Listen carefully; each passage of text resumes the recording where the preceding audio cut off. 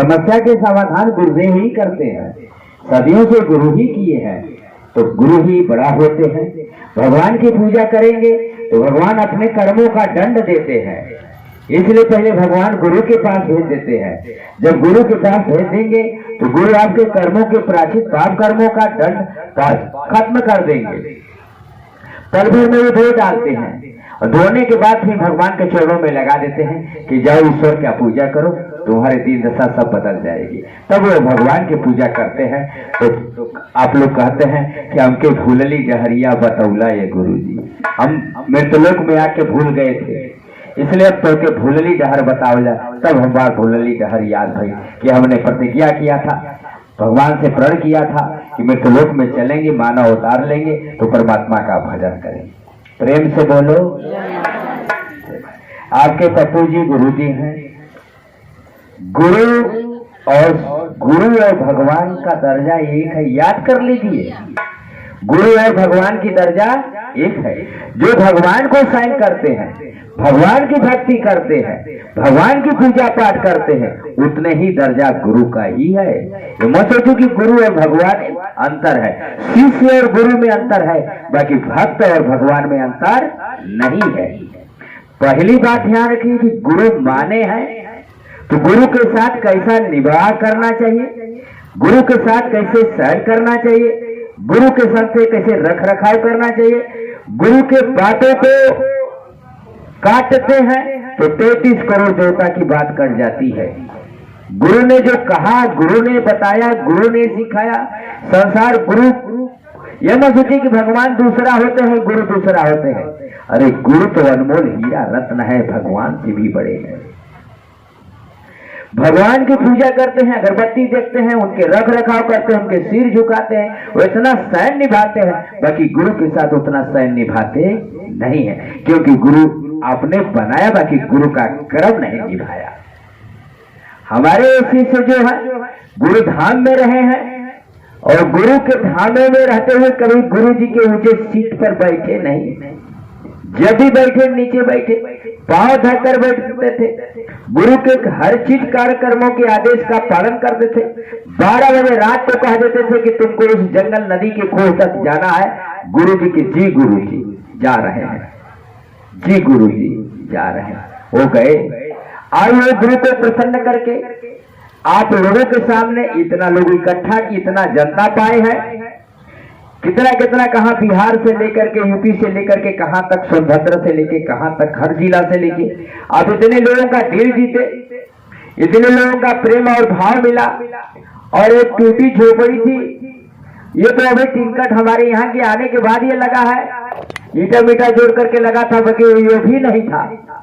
बाकी आज गुरु की आशीर्वाद से, इनके कर्मों के द्वारा, इनके गुरु के साथ बर्ताव करने के जरूरत के कर्मों के द्वारा आप लोगों के सामने दिखाई दे रहा है। बड़ाई तो है नहीं कि आप लोग देखते थे कि पप्पू जी कहाँ है, अब कहाँ हो गए, कि समाज का समाज सेवा करने के मिला, माँ भगवती का सेवा करने के मिला, अर्थात हमारे सगे संबंधी जो हमारे परिवार है सनातन, उनका सेवा करने का अवसर ही इनको प्राप्त हुआ। तो गुरु के साथ कर्म कैसा नहीं। अभी देखे कि गुरु जी आए हैं, नीचे बैठे हैं, गुरु का चरण धोए, भगवान की तरफ से पूजे, गुरु के साथ कितना बर्ताव किए, आप लोगों सामना सोचना चाहिए। गुरु जी के चरणों का धूल मिल गया तो जान लीजिए कि गुरु चरण मिलना बड़ा भाग से। गुरु के चरण का धूल अगर माथ पर लग जाए तो उसकी बिगड़ल किस्मत बन जाए। न कि उनके चरणों पर गिरे, उनका पैर दबावे, उनका फूकर शरीर दबावे, ये सब गुरु का कर्तव्य शिष्य का नहीं होता है। ये गुरु के केवल चरणों का धूल, चरण गुरु चरण मिलना बड़ा भाग से। इसका कर्म के विधि के विधान सोचना चाहिए। प्रेम से बोलो, प्रेम से बोलो। गुरु अपने बच्चों की तरह से दर्जा बच्चे की तरह से देते हैं, तो ये नहीं कि गुरु और शिष्य का कर्म भूल ही जाए। बच्चे हैं आप, अब इनके बच्चे हैं तो बच्चों को दुलार देते हैं, प्यार देते हैं, उनको दिल बहलाते हैं, उनके बाकी एक रसूल है, बाकी गुरु और शिष्य में अंतर होता है और गुरु और भगवान में अंतर होता नहीं। प्रेम से बोलो, प्रेम से बोलो, प्रेम से बोलो। दूसरी बात, आपने ये भी कहा है कि हमने कोई पाप नहीं किया। आपने कहा कि मैं प्रभु से कि मैंने कोई पाप नहीं किया, फिर भोग क्यों रहा है? ऐसा तो कोई ऐसा इंसान नहीं है कि मृतलोक में पाप नहीं किया हो। पाप से परे नहीं है, क्योंकि आप मनुष्य है और देवता है, आपसे और उनसे अंतर है। जिस दिन आप पाप नहीं करते तो आप देवता समान हो जाते, देवता समान कावड़ को अब देवता हो जाते। इसलिए हम पापी हैं, हम पाप किए हैं, इसलिए हम भोग रहे हैं।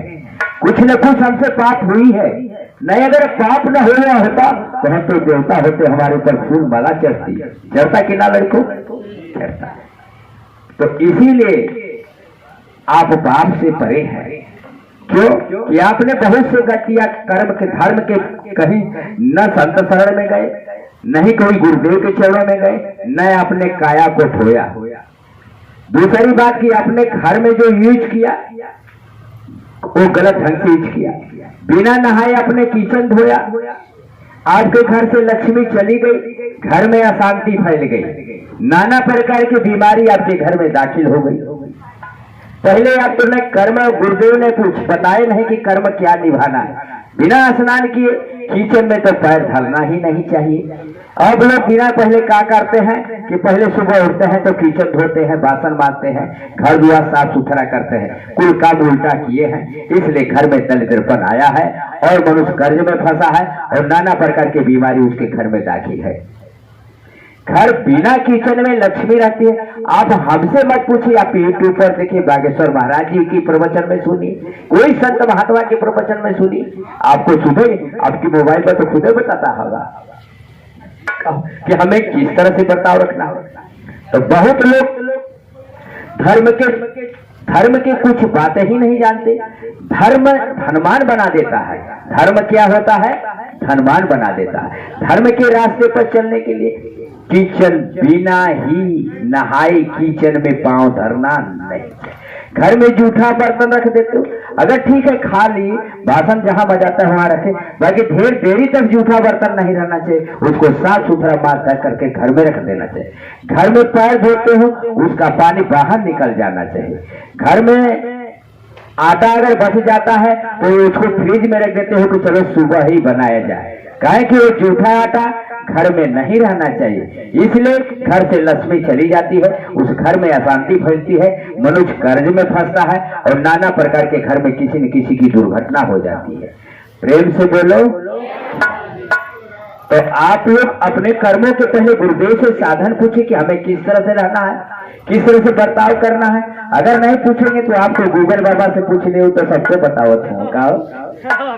गूगल बाबा से पूछिए कि घर का शयन कैसे करना है, हमें चरित्र कैसे बनना है, हम चरित्रवान कैसे बनेंगे। आजकल तो कुछ सपन स्पष्ट बाहर हो गल है। प्रेम से बोलो, प्रेम से बोलो। पहले अब देखिए हमारा सब शिष्टाचार आप लोगों को बिगड़ा। पहली बात कि हर स्त्रियां पति का जवाब देती है, एक मतलब कि परमात्मा का जवाब देती है। स्त्रियां पति को जवाब ही नहीं देना चाहिए। पति परमात्मा का दर्जा दिया गया है। यह धर्म नहीं है कि आप स्त्री पति का जवाब दे, कहीं नहीं लिखा है। क्योंकि माता सीता जानकी थी, जंगल के लिए चली गई, बाकी एक बार श्री राम से नहीं पूछी कि मुझे कौन दोष है कि जंगल में निकाला गया। बाकी अपने धर्म का पालन किया है और धर्म संसार में इतिहास में कायम कर दिया कि अपने सिंदूर का बल दिखा दिया, अपने सिंदूर का बल दिखा दिया। अब लोग कुछ लोग एलोर पहनते हैं, एलोर कोई सुहाग नहीं है, अपने धर्म का हनन कर रहे हैं, प्राकृत का छेड़छाड़ कर रहे हैं। उसके घर में जो एलोर पहनता है, अन्यथा ये कहा नहीं जा सकता, बल्कि कभी विधवा भी बन सकती है। आने वाले भविष्य में शिवपुराण गरुड़ पुराण में लिखता है कि जो सिंदूर का हनन करता है वो अन्यथा आने के समय के पहले पति से, उसके पहले पति ही उसका डेट कर जाता है। क्यों? कि हमने सूर्य और चंद्रमा अग्नि को साक्षी मानकर, परमात्मा को साक्षी मानकर, घर के पितृ को साक्षी मानकर, देवता को साक्षी मानकर हमने सिंदूर बंधन कराया है और सिंदूर का हनन कराया। तो हनन करेंगे तो प्राकृत रुस जाएगी। प्राकृत जननी है, जननी मेरी माता है, माता सीता भर मांगता सिंदूर पहनी थी। भगवान हनुमान जी ने पूछे कि इतना लंबी लकीर क्यों खींची है? कहे अपने पति की लंबी उम्र के लिए। तो माता सीता मैया ने जाके पूरा, हनुमान जी ने जाकर दुकाने पर कुछ सिंदूर पोत लेना। द्वापर त्रेता सतयुग में क्या हुआ? कलयुग में कोई उल्टा होता? ये नूर कोई सुहाग है तो हमें कोई पुराण से बता दीजिए। हमारे सिंदूर दान हुआ है, परमात्मा को साक्षी मान करके हम सिंदूर पहनेंगे। बाकी जो गलती हुई आज परमात्मा आपको माफ कर देते हैं। बाकी अब कल से जो है सिंदूर बंधन है तो सिंदूर आप लोग पहनेंगे। बात समझ में आएगी? हाँ, कहीं मत के किसी देख देखा संगत से गुरु जाता है, संगत से गुरु आवत। आप लोग संगत धर्म के पकड़िए, अधर्म का संगत मत पकड़िए, क्योंकि कलयुग में कुल काम उल्टा हो रहा है। कलयुग में कुल काम उल्टा है। दूसरी बात की कलयुग में सगाई हो रही है। कलयुग में क्या होता है? सगाई। सगाई कोई शादी नहीं है, सगाई तो एक गंधर्व विवाह है। ये पुराण में नहीं लिखा है, वो सब कोई विवाह नहीं है, गंधर्व विवाह इसको कहा जाता है। गंधर्व विवाह मतलब पति पत्नी में प्रेम नहीं रहेगा। प्रेम विवाह उसको कहते हैं, प्रेम विवाह उसको कहते हैं कि स्त्री का चेहरा पुरुष न देखा हो और पुरुष का चेहरा स्त्री न देखी हो, उसको कहते हैं प्रेम विवाह। शादी के पहले वो लड़की जो होती है, शादी के पहले वो जो लड़की होती है बिटिया, बिटिया के समान होती है। उसका चेहरा देखना महान पाप है।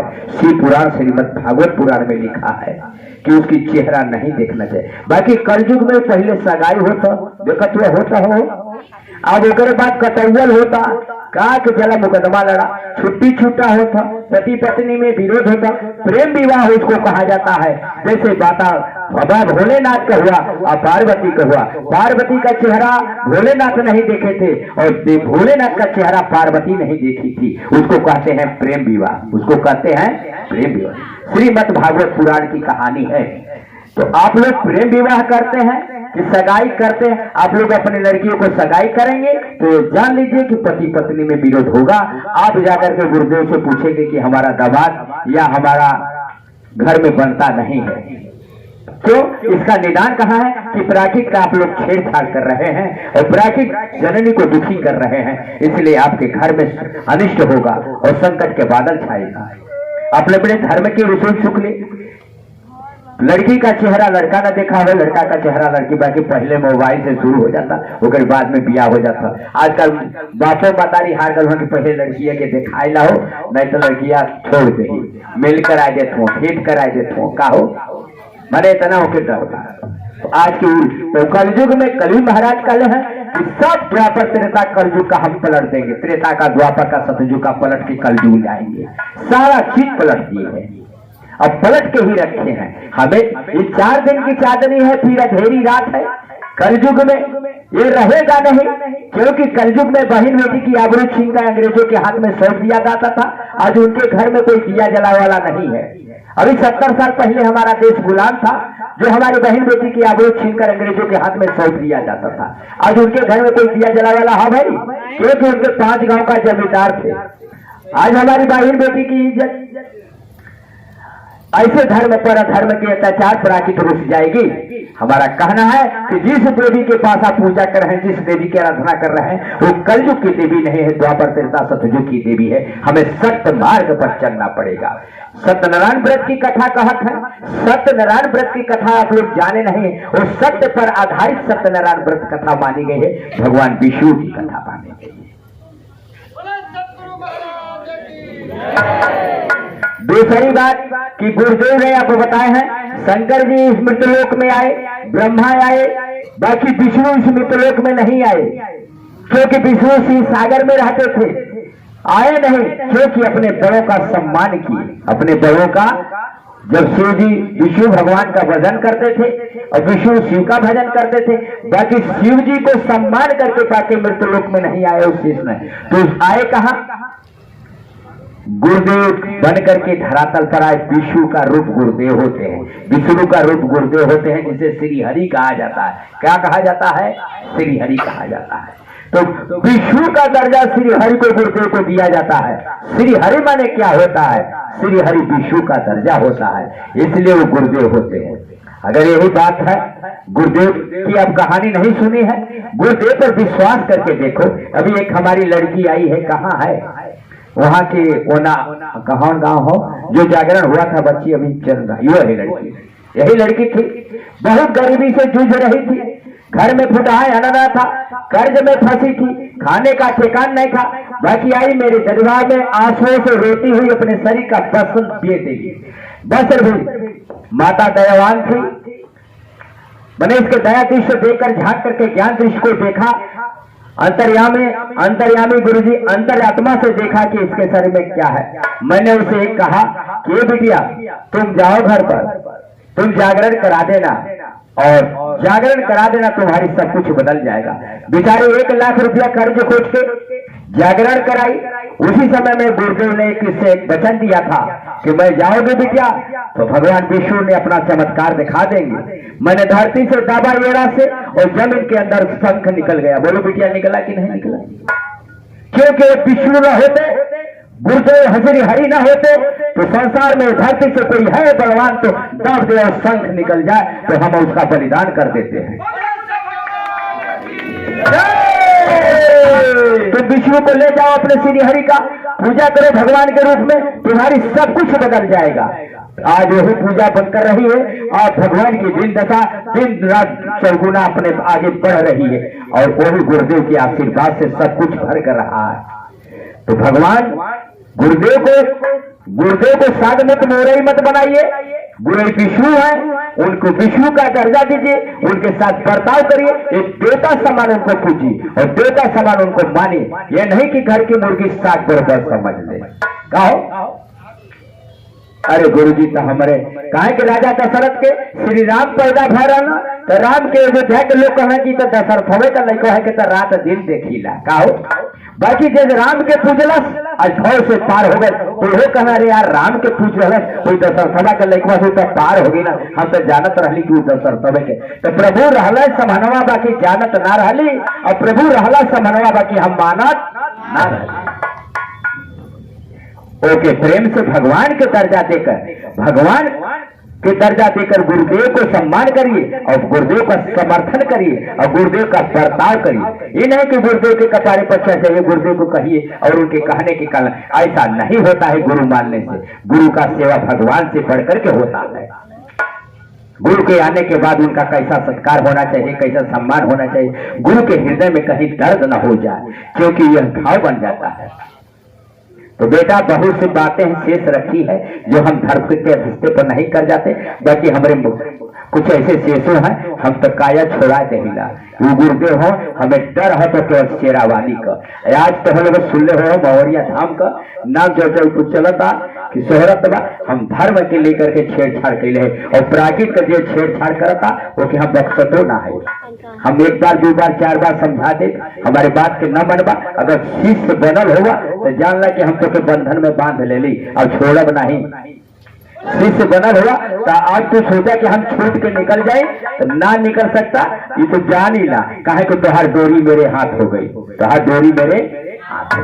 हमारा कहना हो सब कुछ तो के खुश देते, बाकी धर्म के रास्ता का छेड़छाड़ मत करा, धर्म के रास्ते पर चला, गुरु को सम्मान करा, भगवान का सम्मान करा। जो भगवान का दर्जा दे तो मंदिर में वो गुरु का दर्जा दा। गुरु होते क्या है? अरे अनमोल हीरा होते हैं। जो मन से गुरु जी को आस भजता है देवता समान, गुरु उसके जीवन में फूल खिला देते हैं, उसके भाग्य को बदल देते हैं। गुरुदेव ये है, ये सोच लिए कि वो होनी को अनहोनी नहीं कर सकते, अनहोनी को होनी नहीं कर सकते, बाकी गुरुदेव होनी को अनहोनी कर सकते हैं, अनहोनी को होनी कर सकते हैं। आप सुने हैं वाल्मीकि जी का, अपने मर्यादा को बचाते हैं पर सब तो श्री राम को पस्त कर दिए और माता सीता जानकी का सम्मान किए हैं कि मार दिए एड़ा से धरती अपने आप फट गई और जगदम्बा को भरा से निकल करके आंचल में बैठा दी। सुने हैं कि धरती सीता के फट के आंचल में गई है, वो गुरुदेव की लीला थी। एक छोटा सा बालक खड़ा करके सुकुमार और लड़ा रहे थे श्री राम से, जो विष्णु के अवतार श्री राम लक्ष्मण धनुर्धर थे, जो बजरंगबली 11वां अवतार फिर वीरों में सबसे महान वीर थे, वो रस्सी में बांधे गए क्योंकि गुरु की शक्ति अपरंपार हो। तो गुरु होनी को अनहोनी करते हैं, अनहोनी को होनी करते हैं। इसलिए गुरु के साथ वैसा व्यवहार करना चाहिए कि जैसा भगवान के साथ व्यवहार करना चाहिए। प्रेम से बोलो, प्रेम से बोलो, प्रेम से बोलो। जय माता जी।